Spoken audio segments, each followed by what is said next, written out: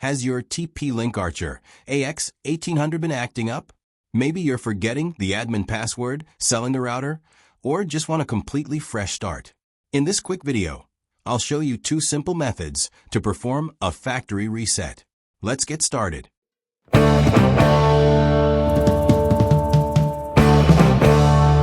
Method 1. Using reset button. Find the reset button, tiny hole on the back of the router beside Ethernet port. First, power on the router, if already not power on. Now use a pen or paperclip to press reset button. Press and hold the button for 10 seconds. And release button when all LEDs blink simultaneously. Router will restart and wait 2 to 3 minutes. All configuration and custom settings will erase and router will restore to default settings.